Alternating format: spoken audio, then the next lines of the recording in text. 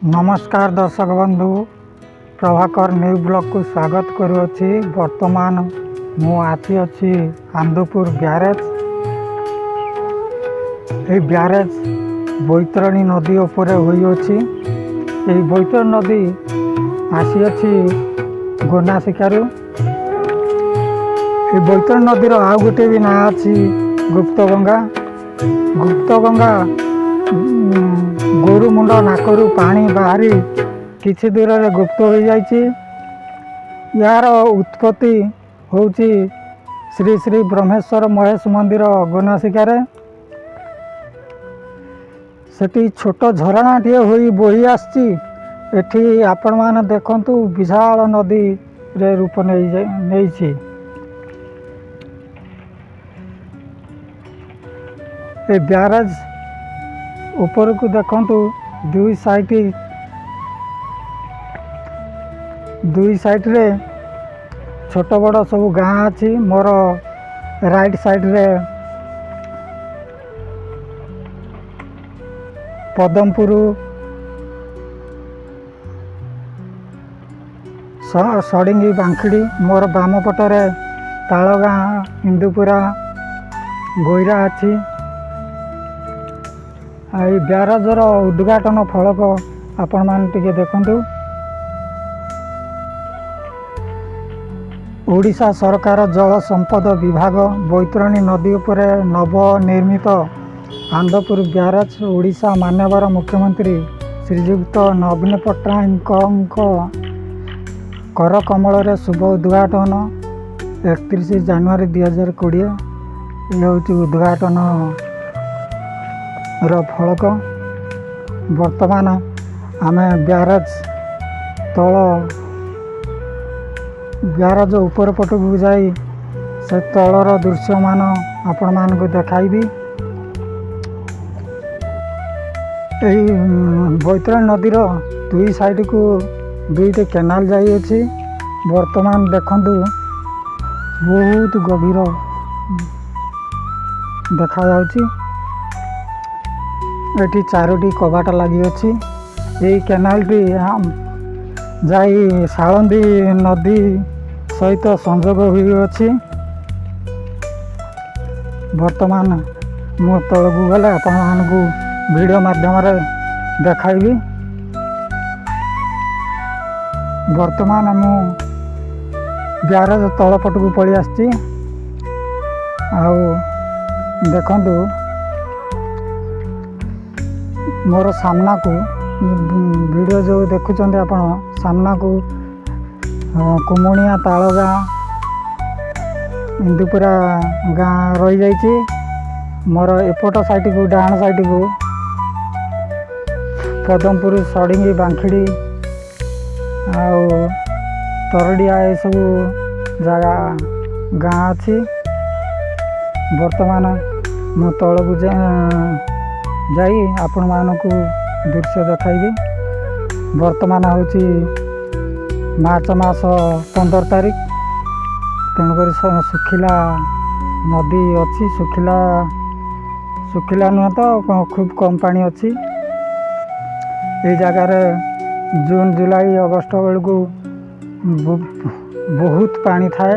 एकूल आ सेकूल सहित पानी समान रही थाए। ये जो आपण जो वाल देखुंट धलागार और कलागार प्राय से धलागार पर्यंत पानी पूरा फुल हो थाए।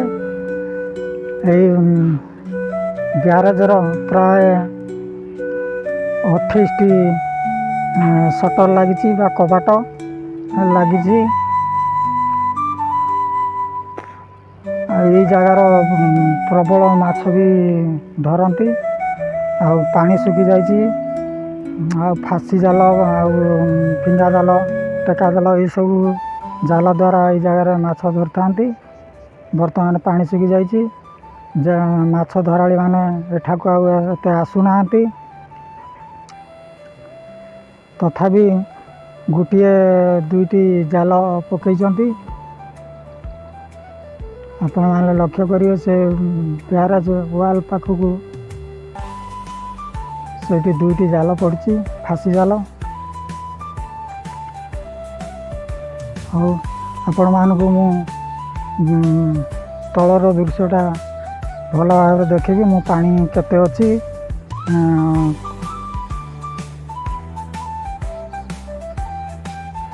ବର୍ତ୍ତମାନ ମୁଁ ବ୍ୟାରେଜ୍ ପୁରା ତଳେ ଅଛି। ବ୍ୟାରେଜ୍ ଆଗରେ ସବୁ ଖଣ୍ଡ ଖଣ୍ଡ ପଥର ସବୁ ପଡ଼ିଛି ଆଉ ଖୁବ୍ ପାଣି କମ୍ ଅଛି।